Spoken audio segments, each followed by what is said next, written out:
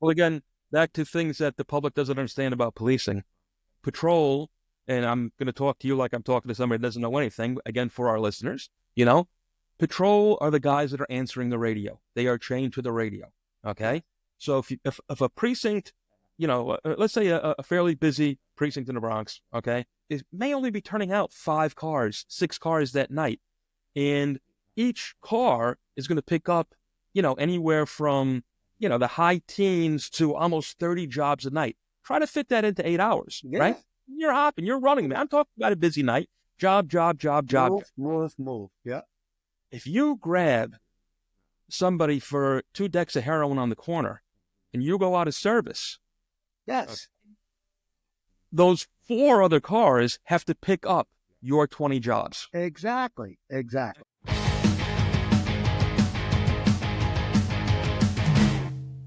Hey, how you doing? What you're about to listen to is a interview I recently had with my good friend Brian Robertson. 31 years he did with the Kingston, New York Police Department. Mostly as an undercover, detective, sergeant, lieutenant, he did everything. Hostage negotiation, buy and bust operations, homicides, you name it, Brian did it. He retired from KPD, but currently works for the Ulster County DA's office as an investigator there. Anyway, that's about it. That's my introduction. I hope you like it. Take a listen. He's a really cool guy.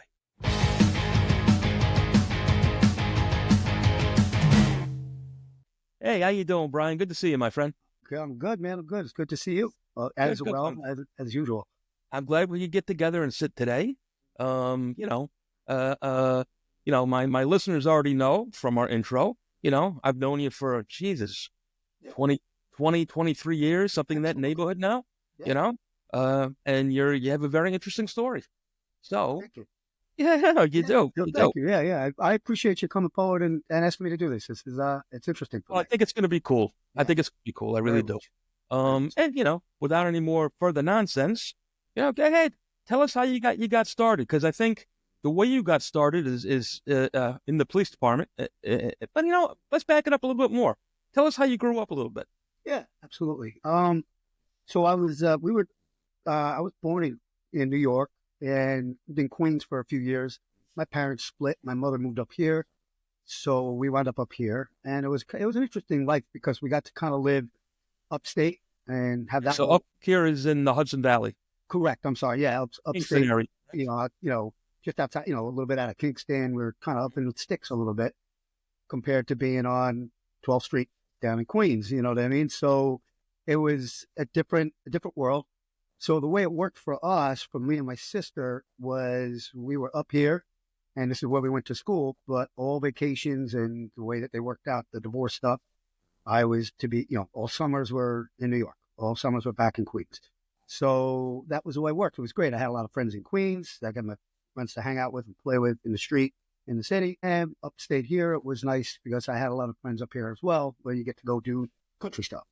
So it's kind of nice to have a little of both. The best of both worlds. Yeah, the best and worst of both worlds. So Yeah, exactly. it was a good thing. My old man was a cop at that time, I think, I don't remember what precinct he was. He got big in the Union, but I know he was in the 7-9 for a bunch of years. And ultimately, a couple different precincts, maybe the 105. I don't remember. But he was very busy, so we didn't really, he was always working, doing night tours and stuff. He would be you really didn't get to see him as much, even though I was down there. I got kind of bounced around with my grandparents lived in Flushing, so we would go there. Sometimes we'd stay there for a week or two, just if he was busy or whatever. So we had like a weird shuffle. So it was kind of nice. We had a couple neighborhoods to play in. Unfortunately, that's kind of the whole thing for most cop kids. The hours are so upside down. Yeah. People don't realize that, we as police officers have no choice over the hours we're going to work half the time. Exactly. So days, nights, days, like myself, when I was in narcotics, I went to midnights on purpose, which was a fairly undesirable tour. Yeah, sure. It was the only way I could spend time with my kids. Yeah. Because I'd be home all. Exactly. But really, we're not talking about me. We're talking about you. No, so go ahead. It's very similar. And I get it. He was in that part of his career where he was still actively on patrol and doing all of that stuff before he got real heavy in the Union and got kind of pulled into that. So But he was in the PBA or the DEA? yeah, Okay. yeah, no, he actually he was number two. He was Phil Caruso's number two Oh, back in the interesting. day. Yeah, he was And like I think for number listeners who don't know, the PBA is the police, that's the Police Benevolent Association. right. The DEA is the Correctors Detective Endowment. Yeah, Association, not the Drug Enforcement Agency. yeah, Just so listeners understand what we're talking yeah, about. that's true. Yeah, DEA would throw most people. No, I was quite familiar with those terms just because actually I got to hang out with some of those guys in some of those PBA meetings and get-togethers and stuff like that. So I got to Well, I was the you get to learn the language pretty early. So it was kind of strange because my mother's very to the left and everybody upstate. There was a lot of transplants from that neighborhood that moved up there. My uncle, yes. other people from the neighborhood in Queens, all kind of migrated upstate to the same little area. So we had some of the same people, but they were very on the liberal side of things. And then obviously I go down to my dad, more not so much on the liberal side of things. So growing up, kind of had both sides of things, not really understanding. As I got older, you pick your own path. I'm like, I don't know if they're necessarily the way that I would go per se, but there was a lot of political stuff always going back and forth. And paying attention to that as a kid, you don't really know what's going on until you get a little older. You go, okay, I know which way I'm going. So it was interesting. It was an interesting start that way. So what sucked you? Because when I say suck you too, one of the things that's interesting, you didn't join the police department Right. the way a regular guy joins the police department. Right. No. Yeah, it was an interesting start for that as well. So I was in construction for a lot of years. That's where I met some friends of mine that I got into that were heavy in the motorcycle world and learned a bit about that life. Didn't participate in it per se, but learned a lot from I became very very good friends with my ex-wife's brother. So it was my brother-in-law, and we were great friends beforehand. I knew him before I even knew her, and just learned about that whole type of world. And let's say those guys are a whole different mentality. And we're So talking motorcycle club. yeah, so they were club guys and stuff. They weren't like super crazy with it, but they were club and just all good, hardworking guys. Like I said, we worked together for my uncle in construction. I did probably 10 years in construction. I'm not like one of those guys that went right out of high school and went right to the police department. You know what I mean? Well, that was much like myself. I didn't join the police department until I was 28. Really? So Yeah. I Okay, missed. so I was actually you're a little older. I went 25, I think it was when I went. 25 is when I went in. We moved around too. The other part of it was when we were younger. We moved to out by Seattle for a couple of years, and when we came back, before I went to the police department, I was doing construction. I took it upon myself to, with a couple of friends, we all rented a place down in Key West and lived down there for a little while. So Yeah, you get around. Interesting. yeah, I spent a little gypsy time before I decided to settle in for a career. Yeah. That was kind of good. And it was nice. I said, okay, did 3 corners of the country. I'm good. And I took the test and for Kingston PD. I really wasn't looking to go anywhere else. I didn't want to work in any other agency but a city PD. And I didn't want to go back to New York City at all. I didn't want to, most of my life was up here. So I said, this will be pretty good. Kingston's what it is. I knew the city, obviously we lived up here. It was pretty crime ridden, and you're talking about the 90s, when crack was out of control. Sure. So I go to the academy. No, I'm sorry. I'm doing this backwards. I signed up. I was interviewed and went home. So I'll wait to hear, I guess, right? About 3 or 4 days later, I get a call from the chief of police and he says to me, listen, we like you. We want to take you, but can't tell anybody because you're going straight undercover and don't tell a fucking soul. For really no other way to put it. Yeah, he was a hard charger and he was very heavy into he was very big into narcotics and he believed that was a big part of the job, which I do too now, as I learned over the years. I know we've talked in the past, and both of us, for the majority of our policing careers, were spent in narcotics or doing narcotics work. Right. And I think we're both in agreement that narcotics is almost the foundation in America, anyway, in modern times, is the foundation of crime. Sure. Everything kind of spawns from that. If you have a drug problem, you're going to have every other problem that comes along with it. Right. And so yeah, to agree with your old chief there, Yeah. narcotics is such, and when they cut back on it, it kills me. It absolutely kills me. But I'm sorry, go ahead. Yeah, no, and you're 100% right, and but that's why you and I sat late nights and talked about this before, right? In our time, like hanging out, and because we're like minded that way. It's the base of it. It's also the bastard child, right? And it's also the best tool to get into anything else, even if it's a white collar crime. Somewhere in there, Yeah. there's a guy hooked on something that can Mm. get you in to get you into that guy to do the white collar part or whatever. As weird as that sounds, that happens, and Yeah. Well, the other it is. part of it is It's Narcos an served me excellent well tool. And with it's that. an excellent. It's an excellent tool Yes, used to further other investigations. it's the best tool. Absolutely. Right. You're right. Because you get to know, Exactly. because for lack of a better way of putting it, that's the best way to get back in to find out what was really going on. Right. Like we can have a shots fired and have everybody go out and pull the cameras and we see a blurry, this guy go this way and a muzzle flash and we this and that. And boy, that long, skinny guy like that looks like that guy Slim, or whatever. I'm not really Exactly. sure. Usually by the next day, after doing narco for a lot of years, I mean, getting into squad work even, it served me well because those guys still called me. My informants would still call me and I still took care of them. Like, hey, what's going on with you? Like, you keep that relationship, even if I'm not doing narco at the time. And I did narco for most of my career, but for the parts that I wasn't doing narco, it helped me capture fugitives. It helped me move ahead on a serial burn thing. Anything like that. Anything like that always rolled back to narco. The Absolutely. the bergs that we had mostly in Kingston, especially back in the 90s when the Bloods were heavy. We had two sets from the Bronx come up here Mhm. and set up shop, and there's some of those guys are still here. Just recently hearing their names again. They didn't go away. Having that kind of, most of the burglaries were home invasions. You know what I mean? Oh yeah, they came in and they stole my money.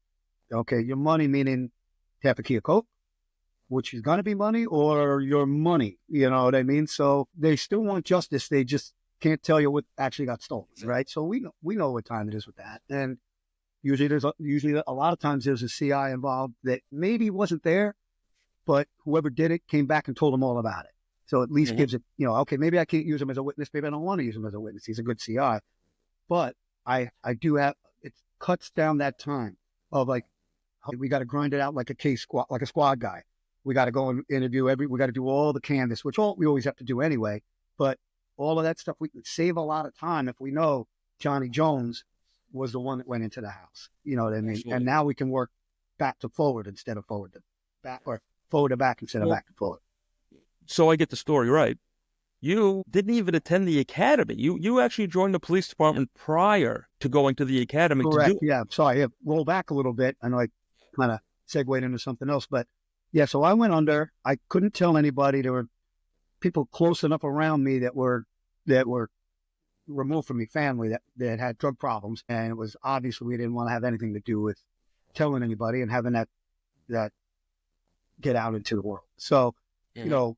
my parents knew, and just very few people knew. Only tight family knew what I was doing, and everybody else didn't know. Obviously, the biker people I told you about, they didn't know at all. I'm not Not going to only talk about that. shit, they may Yeah. come. They may come up anytime. You never know. Right. So, like, I wanted, so I kept it quiet all the way through.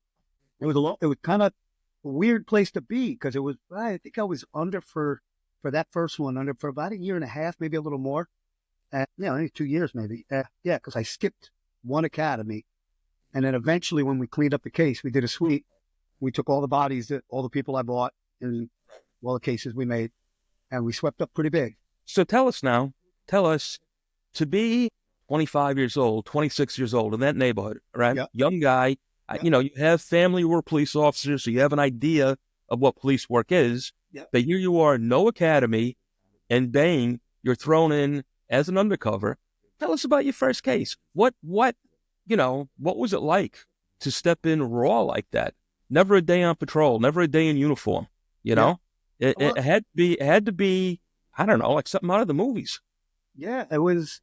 So it was definitely, you're alone, like you got handlers, and then, I had good handlers. People telling me, hey, this, they would not put me in places where they felt something was messed up. You know what I mean? They were pretty good. Let me check on it first. They did a homework, which I appreciate. Well, that was, as an investigator, paramount to make sure our people are safe, obviously. Absolutely right. But there's always the risk. You never know. Yeah, the house, everything's fine over there, and the next thing you know, you could walk in right when the home invasion happens. You never Oh, know. Yeah. Right. No, you So never know. it's a sketchy game, and then sometimes you just got sent out cold. Go out and see what you can find, and street buys were super common back then. Like it's a little bit different now. I think everybody kind of works electronically a little bit about setting up where to Mhm. meet and stuff like that. Well, But that's that all after my time. So you were again, just to back it up, were you thrown directly into a case, or did you start off doing buy and bust operations? no buy and bust because we stacked everything. They didn't want to expose me. They want you to still, for lack of a better word, a virgin. Right? Yeah, They yeah. want to keep you fresh, Oh right? yeah, yeah. The first case they sent me to a housing complex in Kingston, and my handlers were good guys. It was entrenched with bloods, entrenched. It was saturated. There were So four rows. you're What's that? talking housing project, Yeah, yeah, right? exactly. Right. Public. Kingston's version of projects, which were back then it was pretty salty, and it was overrun with bloods, and there were shots fired up there every other night. It was strange. Once I got buying up there, once I got in, they got used to me, so they were easy. I wound up kind of getting pretty much everybody that we needed to get. But the first thing he says, look up there, you're going to see there's a green box up there. There's an electric box right outside the front of the place. That's where they all hang out and deal. Go up and see what you can come up with. I'm like, all right. So I they're sitting across from me. I grab my stuff. I'm wired up. I run up the stairs to go up there, and they scattered at first. They didn't know what the hell it was. Some guy just running up here willy nilly like that. And then they all came back out, and I said, hey, I did my talk. Let me get 3. Let me get 5. Whatever. Just starting low, and no problem. And then when they saw that I kept coming back and I was good money, I worked my way into the tiers of the place, and I got pretty familiar with it. They got used to me being in the tiers up there.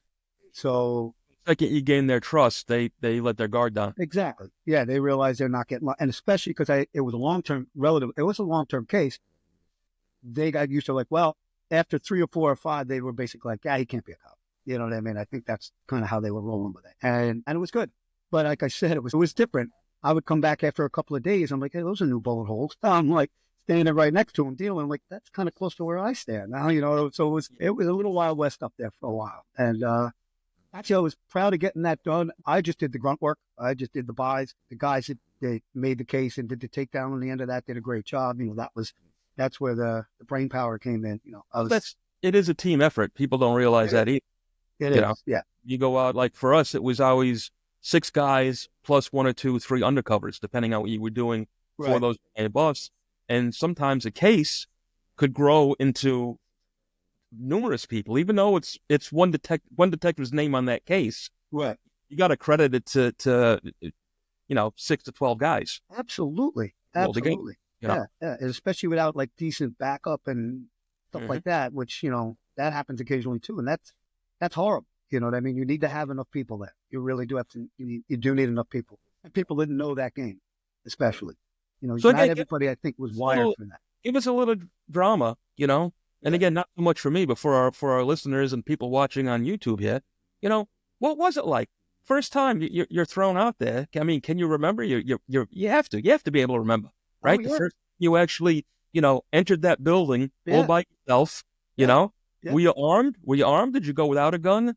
I First was time wearing. armed. I had at that point, I think maybe, yeah, I was armed. I had a 38 that I got from my dad. I think it was one I got from my dad. I had a permit already, and that was easy enough. Plus, now I'm sworn, so it didn't matter. They give you a Glock. I'm not carrying a Glock up in that place. You can't hide it. And I'm not a big guy. I can't hide that thing. Yeah, I think I just had a small 38. What I did with that gun, I carried that gun for UC work most of the time, and it was a nice gun. My dad always liked nice guns. It was a nice gun, but I took the handle and put a bunch of duct tape on it, and Yeah. I knocked it around a bit. A little bit. Yeah, I still carry it. Yeah. I carry it now. When I go to work, I don't carry a big gun. I don't But neither expose a do I gun. actually. I carry a 5-shot Centennial. That was My get my. out of the hallway gun. I always liked. I always liked it. So. I'm hoping somebody's going to get up there and find me by the time I'm done with 5. That's kind of Yeah. what I'm hoping for. Yes.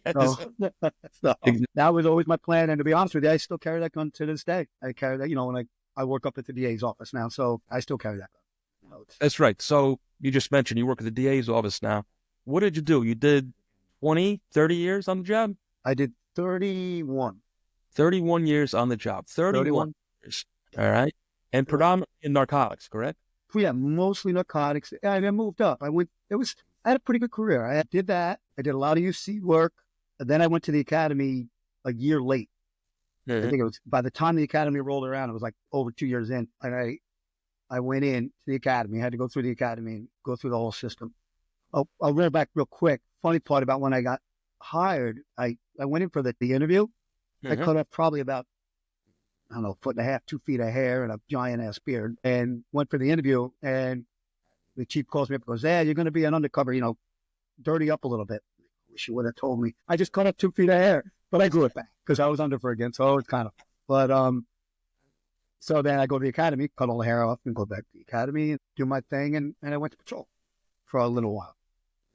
During patrol, they would, for lack of a better word, they would slut me out. If they needed a UC, they're like, "Hey, we did like swap a cop programs Yes. because we're not New York City. We don't have a bank of undercovers that can go from borough to borough and new people under and stuff like that." It was, Well, this is something that I actually found very interesting about your story is how many different towns did you end up doing undercover work for? oh, You bounced Jesus. all over the place. Not just Multiple multiple towns. towns or cities, but multiple counties as Multiple well. towns and cities. Yeah. So the swap thing, we started with that. I would jump out and go do stuff for some people random if they needed a UC. Right. Those were small cases, or like quick, "Hey, we got to buy and bust this guy. Can you guys send a guy over?" "Yeah, I know a guy," me.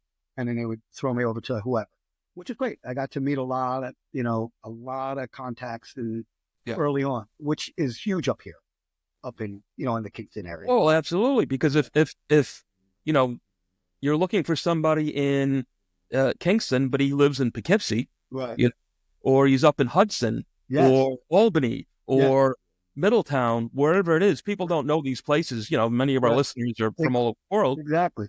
But the thing is, the beauty of it is, one, you're going to be unknown in Right. these locations, Right. but it's enhance everybody else's investigations Right. And because we the all bad guys don't care. They're not chained to a city like a cop is. They're all over the place. and narc guys, that's how we work, especially task force guys. And a lot of times it was those guys. And all the places you just named, you see them. Right. So all like Hudson, Middletown. I've done all those towns and cities over the years. So I got to know investigators and cops up there, like-minded people in the same business. And it was funny because I look at my phone now, and my phone over the years just I keep all that stuff, and I keep it on that. It's an iPhone. When you get a new one or you move here, you just whatever. I have, I can't. I stopped one day and I went, "Man, I pretty much." I'm like, "Hey," somebody says, "I need to get a hold of so and so." I said, "Man, I remember that guy's name." Look at my phone, and I Yeah. find him. Like, oh my God, from 8 years ago. I got a call from one of my friends from the Marshall Task Force just last night. I haven't talked to him in 4 years. He just called me up. He's like, "Hey, I hadn't talked to you." There's all these contacts that are great contacts because it's like-minded stuff for me. Even now up there in the DA's office, it's like Oh, somebody says, sure. "Oh, I need somebody that knows so and so and so and so." I said, "Wait, I know a guy. I don't know. I might have his number, and I'm surprised I even have it, but because the numbers stay with you forever, and to me, that's a treasure.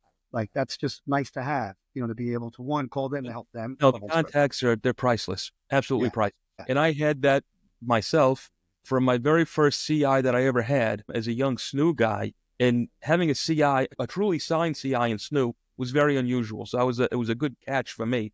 right, I kept him for years because we had a relationship. He trusted me. He knew right, me. If he knew something, he would call me. It was tough to get a hold of him. We didn't have cell phones back then, so it was hard to get a hold of him. yeah, But you could go down and, you talk to Dave, the hot dog guy on Fordham Road. He'd get right, the out, to right, yeah, email my CI and yeah, he would call me, so there right, was always a way to get it done. yeah, Again, pre cell phones was a whole different world, you know? right, yeah. So, but Yeah, you're right, here's a question for you. So now you're working for the DA's office as an investigator, correct? right, right.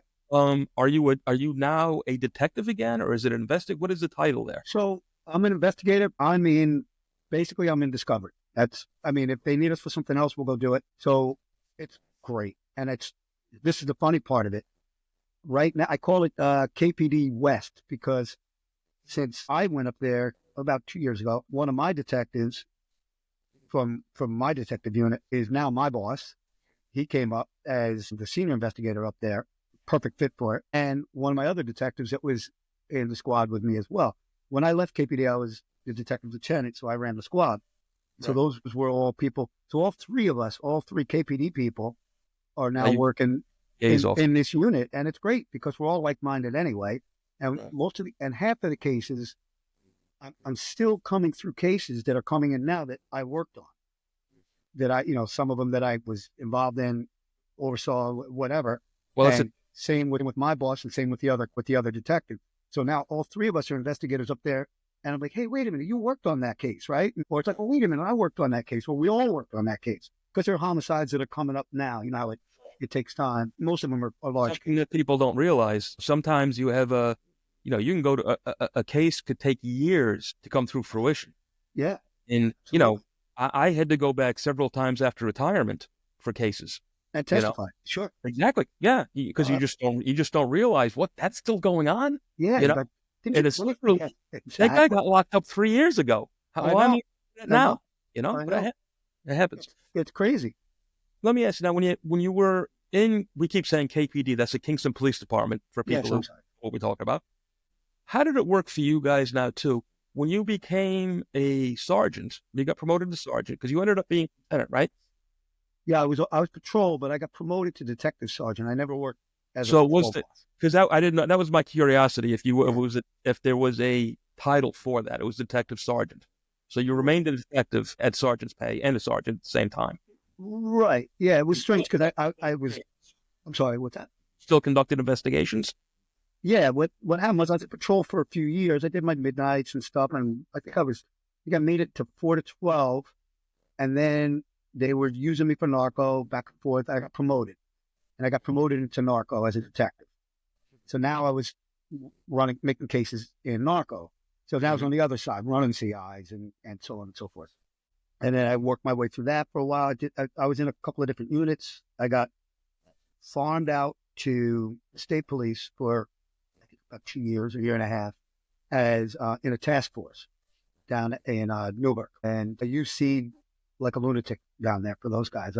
They were great guys. It was a great group. A bunch of seasoned guys had been out there. All of us, it was an interesting unit because all of us UC for the most part. There were probably a few guys that really weren't UCs, but just great case runners. And all of us UC'd, and we had a board, and it was like, hey, I need a salty black guy for this guy because he's going to fit the case. We had one of the guys we called Crackhead because it was a perfect name for him because he played the part so well. Great cop, and he would be the guy, right? Another guy, we need a slick guy for blah, blah, blah, blah, blah. He would be this guy. You needed a short, white Irish kid with a bunch of tattoos. That was me. And I got used a lot. It was funny. The bosses came in and said, why are we using him all the time? You guys got to use somebody else sometimes. What's the matter with you guys? So I felt pretty good about that. But I learned a lot from those guys. They were great guys, experienced, good, just great handlers as far as like, you knew when you went out, I felt safe with those guys. I felt safe with my guys too. I felt safe with most units. You know what I mean? There were times I got sent to places where they didn't have enough resources to back me up properly. Right. Like smaller PDs, they would back me up, but they were backing me up. They didn't have enough. And it was not them. They were good cops. They're like two guys out there with me. You know what I mean? It's like, that's not enough. No, that's scary. I did a UCD. I was in a crack house not with those guys. I was in Hudson. And they were great guys. We did a swap with those guys. And I had a radio in a car that I had a couple blocks away, and I could stay out. And I would go in and I'd get on the radio. I'd get off the set, go back, and I would call back and say, done deal, blah, blah, blah, blah, blah. You guys got all that. I was in that house for 45 minutes, and I came out. It was a rough house. I got out of there, and I got my work done. I came out. It's a good deal. You guys get all that? And they were like, negative. We didn't know you were out. Scary. That one stunk. I was like. And was that, what do you call it? You guys use Kells too, I imagine, right? What's that? Your recording device was a Kell? Yeah, we had a Kell. Yeah. Yeah. For people that don't know, Kell is it's a small, we always had problems with them. Always. I know. It's small, a little bit smaller than a pack of cigarettes, and, be taped somewhere on you or in your pocket or whatever. Yeah. And then the investigators would have a recorder about the size of a small briefcase. It was a briefcase that you'd open up, and that would record, and we would listen at the same time before we'd rush in for the arrest if there was an arrest to be made at the time. Right. Exactly. Yeah. And then it started to change a little bit, and they started to put it, and you could put it, I'm not going to give up the story in case it gets out in the world, but you already know, and you could put it in anything. You could put it in a mouse if you wanted to put it in a mouse. You could put, you could put it at some point they realized that the wire's not working anymore. It felt like a TV when it was on you.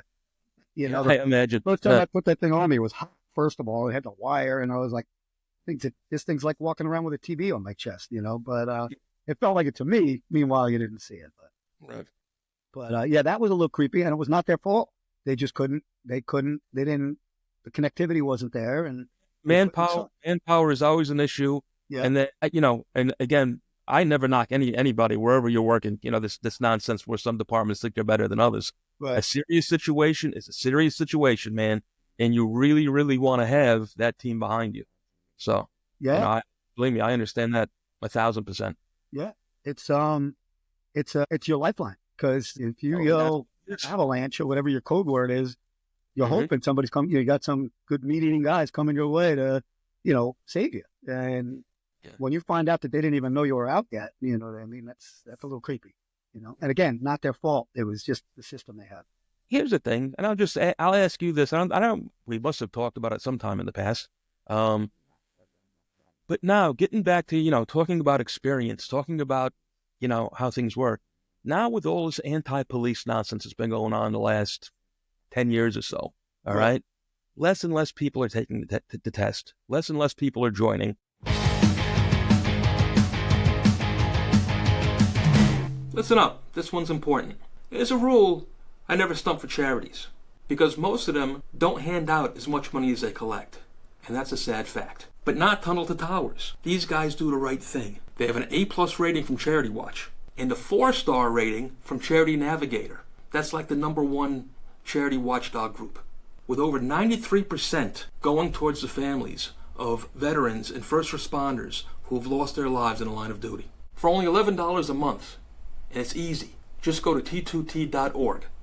That's letter T, number 2, letter T.org, and hit the donate button.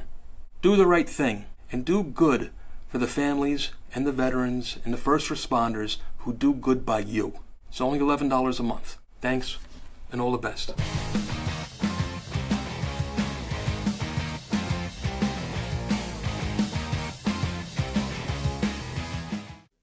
And so many people are, if not leaving on time, after 20 years, they're even leaving earlier because they just can't take it anymore. Yeah. And, what a drain that is. Did this ever affect you, or you were more after the fact? But the drain that it is on experience, on having good police officers, experienced police officers that really know the job, really know their cities, towns, environments, whatever, and getting the job done, it's less and less all the time. It's really, to me, it's just, I don't know what words I want to, it's a terribly scary situation. It really, I don't see it getting any better, to tell you the truth. You want to tell me, give me your view on that? Well, my view too is if you look at what's going on now at the DA's office too, I get to learn the other side. Like, I always have my conferences with my cases, my felonies and whatever. And you go and you talk to the lawyers, and we had good relationships. And you learn some stuff, but we're still police work. Once I get to someone, it's like, yeah, that's you guys, you do your thing. I got to go back and catch more people. Your job is to, I'll catch them, you clean them. That's kind of what we were working on. But you learn more and more about the other side. Like, hey, okay, they need this in this amount of time, or I got to get this, I have to do this and this for this case to be prosecuted. If I don't have these two things, it's not going to work, blah, blah, blah. Now working on that side, I see, now, especially because of what's going on with discovery and everything like that, people are losing cases because they didn't turn over a piece of paper.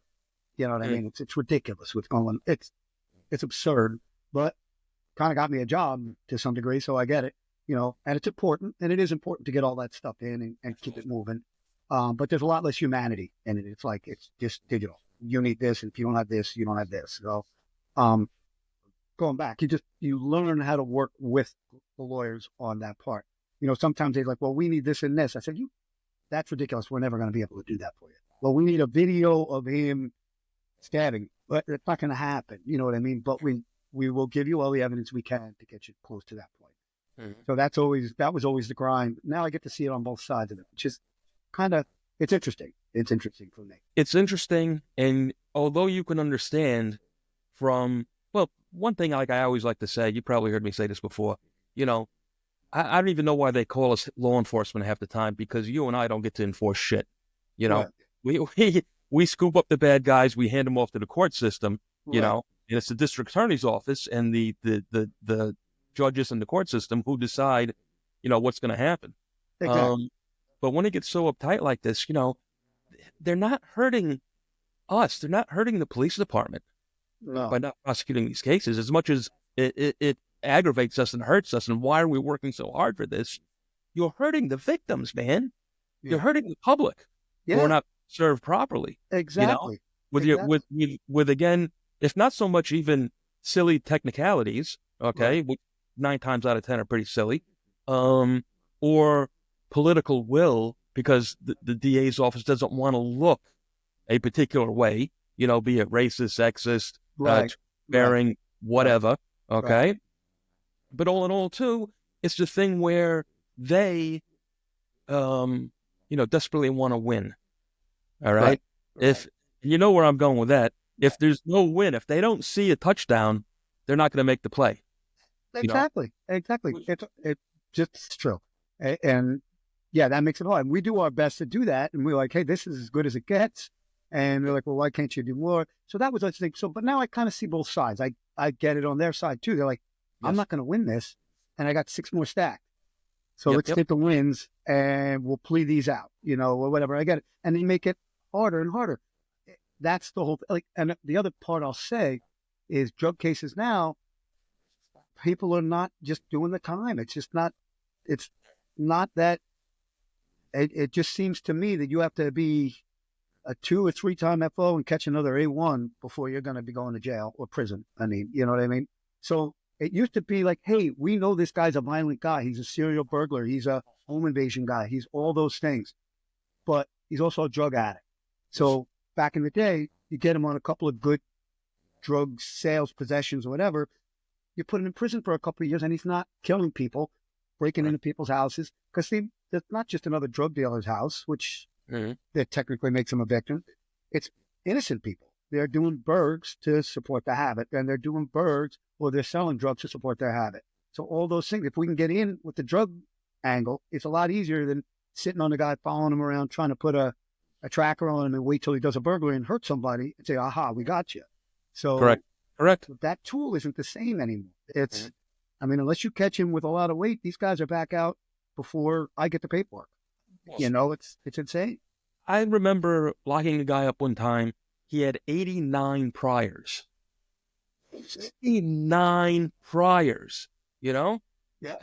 What is going on here, man? Yeah. That's what's happening now. No, I believe it. It can't be any better. There's No, no it's any better, you know? no, no, it's going the other way. And sooner or later, as they say, the sled's going to hit the pavement, you know, and we're going to have to realize we got to change this around a little bit. Well, you know, somebody's dangerous. I mean, violent crimes, people are getting let back out and committing another one within 2 months, and there's no repercussion. I don't understand. I'm sure you saw that. I mean, there's so many dozens and hundreds of stories we could tell ever since this whole bail reform thing went through. I don't know, what's Yes. it, like 5 years now, something like Yes. But there was the one guy who I always talk about who was a bank robber. Guys are robbing banks in New York City. All right. And they keep letting him back out. You know, Yeah. he's like 7, 8 different places and he laughs. He says, I'll see you next week. Because Yeah. he's coming right back out to do it again. Yeah. You know? It's unbelievable. And think of the danger for the public and the Yeah. danger for the cops that got to try to stop this next Sure. bank robbery where there may be a shootout involved, right? Where Yeah. innocents are going to get hurt or Yeah. cops are going to get hurt, you know, or bad guys. It's not going to end well. It's ridiculous. So, and again, the drugs were always a good way to stop a lot of that. You know what I mean? Back to the foundation. Exactly. It You have a literally- serial rapist, but he's also a drug addict. I'm sorry, Yeah. you know? So that might be the way to put him in prison for a while and stop that. You know what I mean? And at the very least know who he is. Right. And at least have him ID'd, exactly. Yeah, So yeah. yeah, that was my take on it, and it's still my take. You know what I mean? But it's harder and harder to keep people in on the drug cases. You know what I mean? It seems like it's pretty tough. I mean, you got to really, it's repeat, rinse and repeat, and then Yeah. finally it'll stick. Yeah. Yeah. So for our listeners here, give us a juicy case. You got a juicy narcotics case you could tell us? Yeah, I had a good one. I got a good Newberg case. It was a fun case. For Fun people by that saying fun. I don't want to cut you off, but for people that don't know, again, the Hudson Valley's got numerous small cities that run up and down either side of the Hudson River. The first time I was in Newburgh, I was shocked because being a city guy, I'm going upstate, right? And I went, Yeah. very good friend of mine, Pat, because we were thinking about investing in some property, some housing, and he says, "This stuff in Newburgh is dirt cheap. We have to go take a look at it." Dirt cheap for a reason. You I know, got like, yeah. We were going down Main Street. We had breakfast at a diner. We get to where we're going, and man, it was like crack alley. I thought I was back in the Bronx. It's You know, bad. It's it bad. was tough. It was a tough place. Needless to say, we didn't buy anything on that No, trip. You good know, move. Because it really hasn't I sprung don't out. think Like some, much. So yeah, some of those cities are like you can buy it because it's cheap and it's gentrifying or whatever. Newburgh never really took on like that. It still seems the same to me. And I spent a lot of time in Newburgh. anyway, I'm sorry. Go ahead. Tell me the story. Oh yeah, my good case in there. Again, this was working with the task force guys, and it was great because it was a short ride from the office. I was buying a crew that one of the other guys had a hook up into. I think he gave me a CI. We got in, and we got rid of the CI. I was able to get rid of the CI and move on to the next level with the guy. And we started the first time I bought the guy, I don't know, bought a couple ounces off him. So we were moving not just street stuff. We were moving, but in Newburgh, street buys, believe it or not, were happening in weight. It was just out of control. I thought Kingston was pretty salty. Newburgh was freaking salty, and even, my experience in New York, I wasn't a cop in New York, but I'd been through I had family that lived up in some of the neighborhoods up in the Heights and stuff. I was like, okay, I get it. I get it. It's pretty rough up here. It's definitely bad up here. I felt bad for cops working up there. This was pretty salty and it's tight. So there's not a lot of room to put people to back you up right on top of it. It's tight. And this was in the time when they were just starting to use bleep phones where you had the push to talk. A little bit of like, Yes, the yeah. Nextels. I had our first cell phones that my wife and I had with the Nextels with the little Nextel. So so you had the bleep. We called them bleep phones. So this crew, when I was buying from these guys, I bought them once. I picked a pretty good spot. It was like a Dunkin' Donuts just out of the main mess. So it was easier for our guys to watch. I think I picked the spot because I didn't want to go in there because I knew it was going to be hard for backup to back it up. So we went up there, did a couple like 1 ounce deals or whatever, and we worked our way up a little bit. And we got to, I don't know, a quarter key or something like that. I'll go back. Second time I bought the guy, because they know a lot of times it's 2 buys and a rip. Yeah. They had a whole bunch of people standing out there with their bleeps. I could see him, he had people watching, so nobody could get that close to me. Nobody could be inside that, but you could see the guys, and he was looking at his guys, and he would talk to his guys. It was pretty well organized for street stuff and for a relatively new buy. First buy, no problem. Second buy, I buy him. Foolish and don't pull the product out enough. I grab it. He gets back in his car. He starts to take off. And I look at it, and it's beat. And I can see it's beat, right? So I close it up, and I yell to the guys. I didn't yell. I talked over my cal. I said, stand by, guys. It's a rip. It's a rip. Hold on a minute. Give me a minute. And I think they got nervous because they thought in minutes a rip like they were ripping me. I wasn't thinking. I should have been a little clearer. And I drove up fast as I could, and I stopped him. I cut him off before he got out of the parking lot. I'm like, what the fuck, right? Are you fucking kidding? Luckily, I did it this way. And he was like, well, no. He actually backed. I thought I was going to get my shot, but I was just mad. I was like, I don't want to get ripped off. I'm better than this. I thought I was anyway. It was an ego thing at this point. And actually it played well because then they trusted me after that. What happened was they sent the beat package because they thought they were going to get knocked on the second buy. Let me interrupt. I don't want to interrupt you at all because the story is great. But again, for our listeners, remember, we're talking to each other. Right. It means it's not real drugs. Right. It's Good point. bullshit, you know? Yep. So they sold you beat stuff, fake stuff. Yep. In a rip, when we rip somebody, we're arresting them. That's the end of the case. Whether it be a long 6-month case or an immediate buy and bust, the rip is the arrest. This would be a buy and bust, right? I know exactly what you're saying. I just want to make sure that the listeners know what you're talking You're about. right. I gotta back up a little bit. I gotta remember who I'm talking to, you and other people.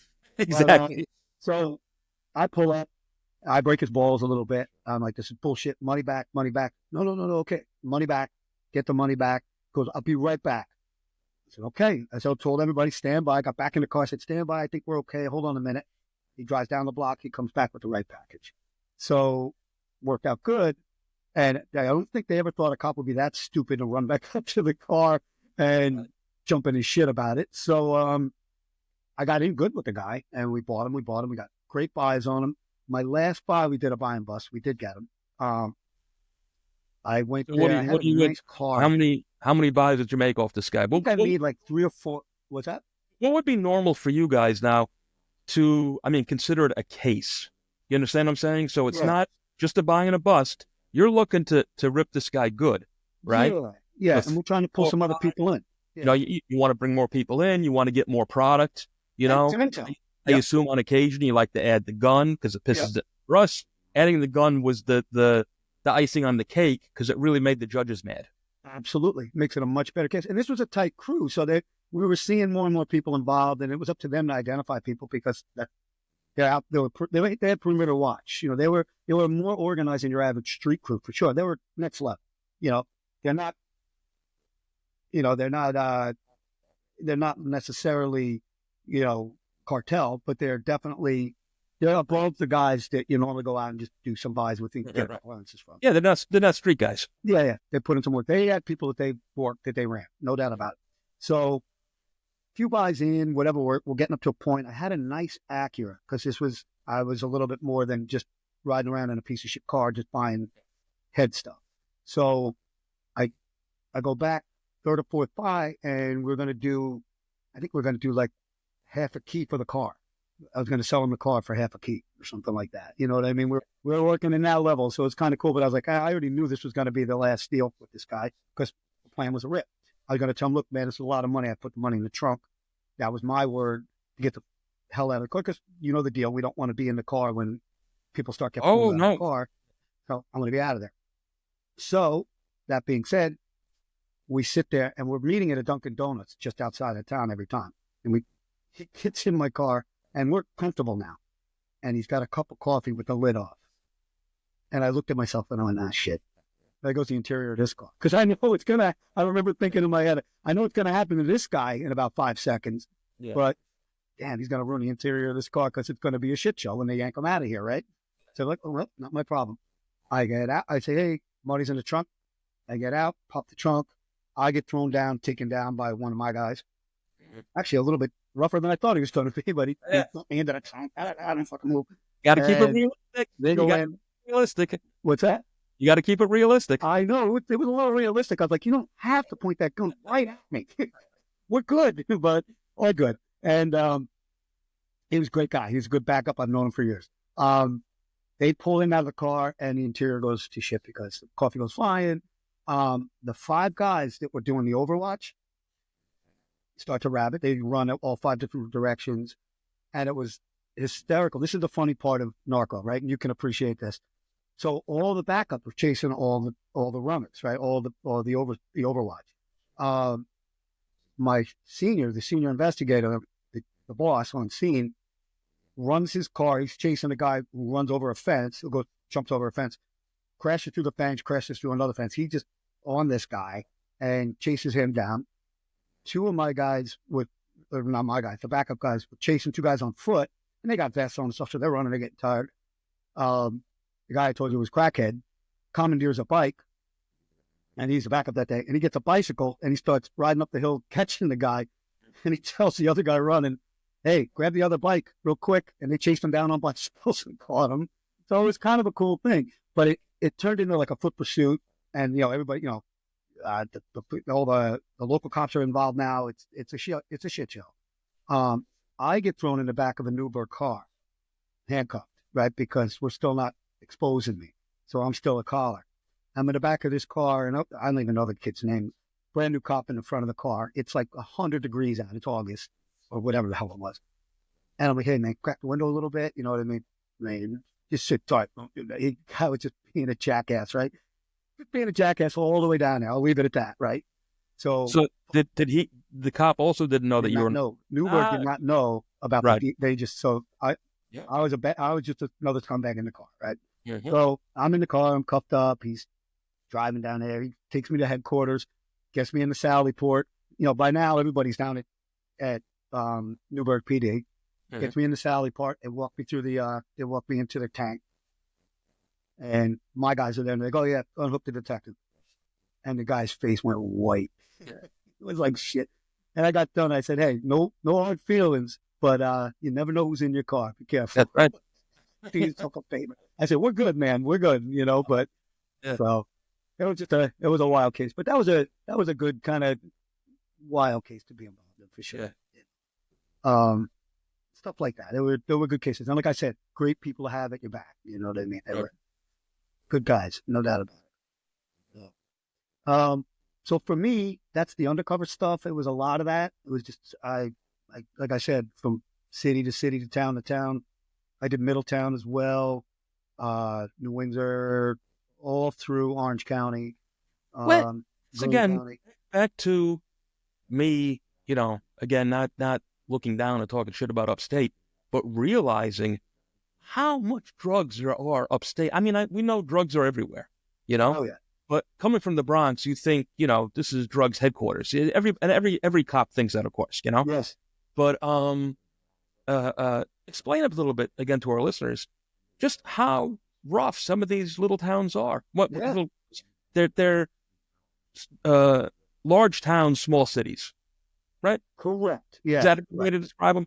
Yep. Yeah. And I mean, again, Middletown, Newburgh, Poughkeepsie, Peekskill, Yep. Beacon. These are some rough areas. Yeah, yeah, you're right. And actually, I worked in all of those, and it never felt any better than, I spent a lot of time in the city as well. It never felt any better. Like, hey, this is so much safer than walking in Washington Heights or walking in the South Bronx. All bad places to be if you're doing something wrong. The chances of getting hurt are phenomenal. But I realize it's just as bad. It doesn't matter where you are. But you know what I mean? You're in that section right there. It might as well be the South Bronx.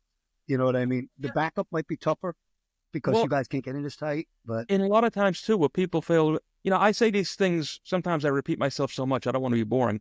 I truly believe that 90% of the world's population are decent people, you know? me too. But it is, when things like housing projects where we stack poor people on top of each other, Right. you end up with a higher density of problems, poor Absolutely. areas, poor neighborhoods. And there are, going back to places like Kingston or Poughkeepsie or, which is a much smaller population than New York or Philadelphia or something like that. But some of those buildings and some of those homes that you walk into are unbelievably bad, Yes. unbelievably dangerous Yes. because it's so concentrated. And it's a fort. It's fortified. I Yeah, mean, absolutely. and Yes. they know their area. Mhm. So yeah, Absolutely. they know which doors to lock, which doors not to lock. They could set traps. I get it. I totally, as one of the guys I work with, court officer that works with us right now, and he worked in New York in housing, and he did vertical patrol for a bunch of years. And I just looked at him and said, God bless you. That's just every corner is a bad corner. Every stairwell is a bad stairwell. Those guys got it rough. I believe. Oh, I I agree. I agree. Yeah. and And, I'm sure you did your time with we it. did on patrol. We did the same thing, vertical patrols. You had buildings and it's funny, you could walk into one building on a block and it's immaculate. Yeah. Smells like bleach, Yeah. the place is clean, Yeah. the people are nice, the soup is nice. Yeah. They're like, oh, so nice to see you. Thanks for showing up, officer. Yeah. Yeah. And literally right across the street or right down the block, Yeah. you walk in and it smells of urine. There's Yeah. literally feces, literally people shitting in the vestibule, in the hallways, in the elevator. You know, Yeah. you're walking up and down the stairs, and forget about the graffiti, which is everywhere. I mean, there are doors that have no knobs on them. Yeah. Yeah. They You're practically in a horrible spot. you 2x4s and shit like this. It's Yeah. just nuts. And then the true drug dens where they do things like especially if it's a private home, they cut holes in the floor and cover it with linoleum. Yeah. So if you Yeah. walk in, you're gonna fall through. Yeah. Or they send dogs down. No, Yeah. they send dogs. Well, they have the dogs too. I don't know if you've ever come across it, but they do. They remove the vocal cords. So, and what kind of veterinarian would do that, by the way? But they do. So now you get this big scary pit bull who can't But you can't hear 'em. Yep. No, I remember hearing about that. Yep. Yeah. Scary, scary stuff, man. It's scary stuff. So, It's very, and it's scary. everywhere. Again, Newburgh, Kingston, Poughkeepsie, it's no different than the Bronx. Right. And it's not. Yeah, It's not. It's a little bit easy. Like I would say, scale. you could get, like if you were from the undercover perspective or from the radio run perspective, you could get to somebody to help them much quicker up here because it's just not so vertical. It's not so voluminous. It's, in my opinion, I think that would be. Well, that's what I mean. It's just a smaller scale. It's the exact same thing. Yeah. And again, a city like Kingston has, got just under 100 police officers. Right. And that's including everybody, cops, detectives. Well under it now. Yeah. Exactly. And where a precinct in the Bronx may have just one precinct, may have 150 to 200 guys. Absolutely. But and you have precincts. Ungodly amount of problems. You need at least 150. Yeah. Yeah. And even then, there's never enough. There's never enough. No, it's always, and that's city policing, I think, in general, right? City policing is less with more, less with more, less with more. It's always that way. Always the case. Yeah, absolutely. It's mind-boggling. A quick thing, it works with that. When I was in Newburgh, I was quick story. I'm buying a guy, and it was street stuff down on like Bankert or whatever. I think it was that street. It was just a bad neighborhood, but I was buying lower level, multiple buys, just multiple people. So I got hooked into a couple of different guys, and I started buying them up a little bit. And I wanted to buy, I don't know, over 100 grams, and my scale was only good for 100, right? So I was like, hey, because I was using the same little scale. I didn't want to look like, So, and again, street buys. So I said to the guy, hey, man, come correct and come with 2 bags because my scale's only good for 100. So bust it in 2, right, for my next deal. I was working with him on the phone at that point, I think. And he's like, okay. So I meet him on the corner. It's broad daylight. We're on the back of a parked car. I put the scale down and I'm weighing the bags, right? Broad daylight. The hood is the hood. It's like there's people walking around. He's connected enough to know that I'm not going to get robbed because they're not going to mess with him. They're not going to mess with me. A patrol car comes down the street. And I'm like, well, they don't know that I'm there either. They didn't notify Newburgh we were in the area, which I didn't always think that was the right way to go, but whatever. Well, I got to say, I'm 50-50 on that. Me too. Safety-wise, yes, it's good to have everybody know that you're there. Yeah. However, case-wise, it is not. Because we would do the same thing. If we told people we were coming, God forbid there was any corruption within the police department, and even not so, just stupid people who can't shut their mouths. Say stupid. God, the narco guys are working there. Yeah, exactly. Yeah. And it gets out. And then the next thing you know, number one, your undercovers are at risk, But number two, you're not going to get anybody. Exactly. You got to shut up. They're going to close down shop for the next 2, 3, 4, 5 hours. Exactly. It's a waste for everybody. So we were always better going in cold, Me too. Me too. If people were doing that in our jurisdiction when I was working, I would be insulted to a certain degree, but I also would understand. You know what I mean? As a boss there, and again, small city, blue on blue, you're worried about that. You know what I mean? Because we've had guys running around in plain clothes that we didn't know with guns out. You know what I mean? And looking pretty shady. So, and I've also been that guy where something went south. Say myself that I actually had a guy who became my friend later on when I was a younger cop on patrol, who he was a snoo guy. All I saw was a guy in an army jacket with a gun. Right. Grabbed him, Yeah. And oh shit, I'm so sorry, but it was after the fact. I already had a gun to his head, Right. Right. And same thing happened to me. I'm coming out of an alley, and the police had been called on us. Right.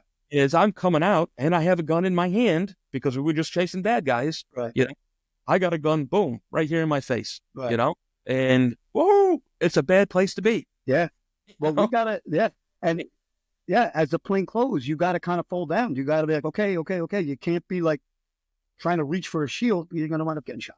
You know what I mean? So hands up, yes sir, no sir. yeah, I'm on the job.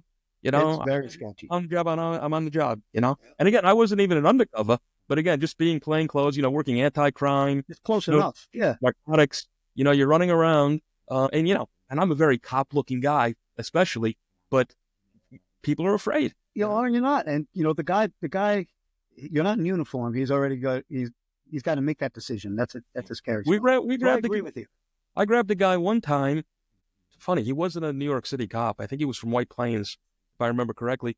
And it was early in the morning, and he was at the bagel shop buying bagels, to take home to his Bronx girlfriend or whoever he had met up with. And, I didn't like the looks of him, and I'm looking him up and down, and sure enough, I saw the bulge. He was carrying something, Right. As soon as he stepped out, I just jumped him from behind. I didn't jump him. Let me back that up a little bit. I put my hand on it from behind. I said, I'm on the job. There's a gun. Don't move. Put your hands on top of your head. He did. He put his hands on top of his head. I'm sorry. I'm on the job. I work over here. You don't know. Right. No. Right. Something that people don't think about, No, But they don't. They don't think about it. Yeah. Oh, let me finish the little but- story with the whole Newark thing. This is how I felt so bad for these guys. So I worked in Newark a lot, and I was doing a lot of street work in Newark, and I noticed that, and it was mostly in the bad neighborhood, and I noticed that patrol cars would come through all the time.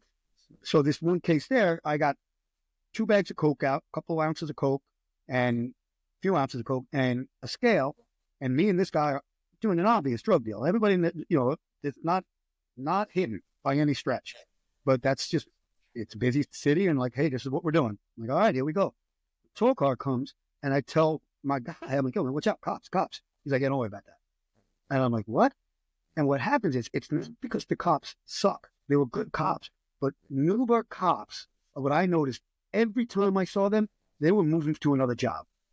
They were just going from job to job to job. They had no time for doing interdiction or just, do a little like, just, hey, I'm going to sit up on the block and see if I see something, shake somebody and see if I get something.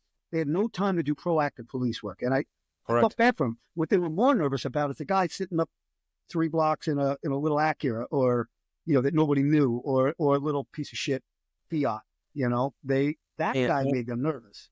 I understand exactly. And for our listeners, when you think that the police aren't doing anything because you see them in uniform, understand, I found, especially when I was in SNU, sitting on top of rooftops, watching guys, drug dealers were not afraid of uniformed cops at all because knew the uniform guys were not coming to get them. Right. It was a fluke. It would be very unusual for a uniformed guy. It was kind of frowned upon anyway for a uniformed guy to scoop up drug dealers. Right. Okay. They were afraid of plainclothes guys. Right. Yeah, exactly. They were afraid of the plainclothes guys because they knew that's who was looking for them. Right. Right. And they had no fear. I mean, I've watched guys do hand-to-hands literally 10 feet away from a uniform cop. Right. Oh, yeah. Right back. And sometimes smile about, I'd be watching them from up the block, binoculars, smiling and laughing that they're pitching right behind the back, being as daring as they could, It's fucked up for them. I feel bad for them because it's not their position. They got to be ready to do the other half of the job, which... Well, they're chained to the radio. They're going radio call after radio call after radio call, and like you say, they can't do proactive policing. They can't, And I'm sure you would know better than I because you worked in the precincts, but I'm sure, and even in our job, I was proactive when I was a patrol guy. I still had narco in my blood, so I still had CIs. So I would still, hey, I got so-and-so's carrying. Okay, cool. And, go around the block and snatch them up, maybe grab another car. Now I tied up 2 cars, me and my big mouth, not really talking to the boss or whatever. And now 2 cars are brought down. We got to bring them down. Or there's 2 guys, a foot pursuit. And now we just tied up half the squad. Well, again, back to things that the public doesn't understand about policing. Patrol, and I'm going to talk to you like I'm talking to somebody that doesn't know anything, again, for our listeners, patrol are the guys that are answering the radio. They are trained to the radio, okay? So if a precinct, let's say a fairly busy precinct in the Bronx, okay, it may only be turning out 5 cars, 6 cars that night, and each car is going to pick up, anywhere from, the high teens to almost 30 jobs a night. Try to fit that into 8 hours, right? You're hopping, you're running, man. I'm talking about a busy night. Job. Move. Yeah. If you grab somebody for 2 decks of heroin on the corner and you go out of service, yes, those 4 other cars have to pick up your 20 jobs. Exactly. So it gums up the whole thing. And it's not that it's not illegal. It's not that you shouldn't or couldn't arrest them, okay? But that arrest defeats the purpose of patrol and being able to respond to the serious gun runs, to the next, the rapes, violence, the missing child, et cetera, because now you don't have the guys in the cars. Exactly. No, I get it.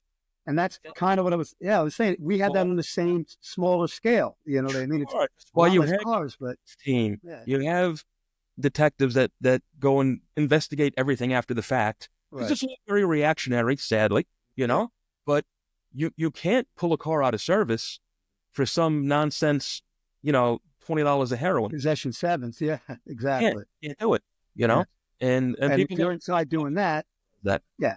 And you can't back up somebody. And that's the other thing, too, is it's not safe for the squad that's out there.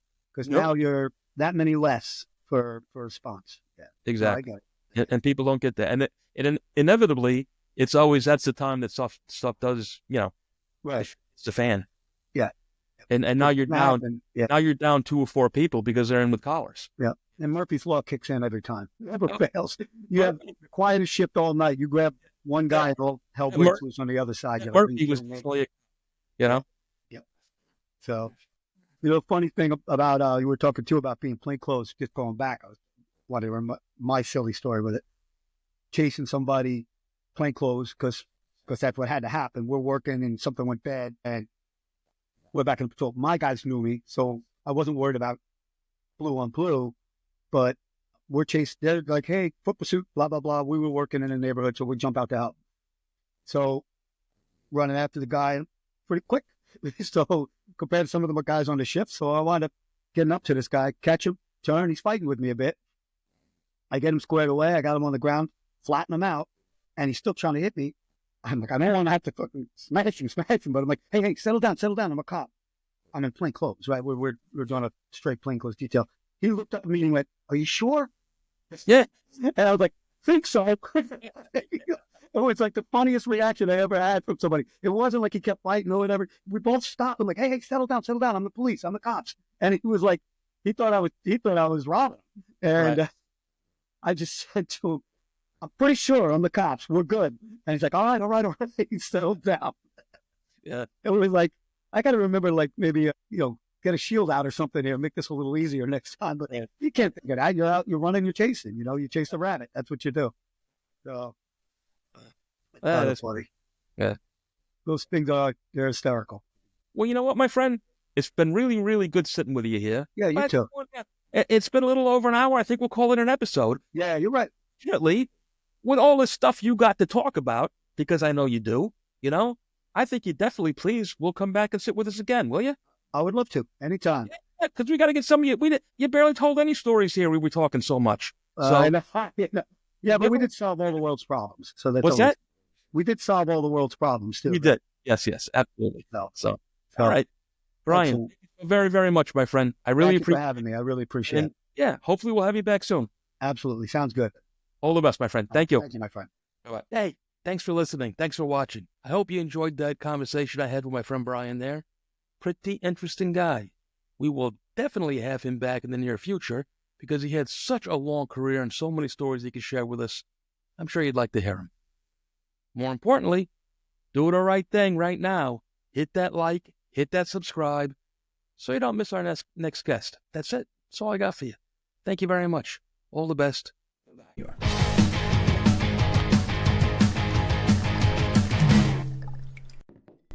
Hey, how you doing? It's me again, another nobody, Travis Myers. And today we're going to talk whiskey. I know most of you think of me as an all-American patriotic type guy, and you are right. But when it comes to whiskey and drinking whiskey, which I do, I always go for the Irish stuff. And my choice when it comes to the Irish stuff is Powers Irish Whiskey. Established back in 1791. It's a triple distilled, oak-aged whiskey. Powers is simply magic. It also happens to be the #1 selling whiskey in Ireland, which has got to say something, because if it's good enough for the Irish, it's good enough for you. So the next time you raise a glass, fill it with Powers, and think of me, another nobody, Travis Myers.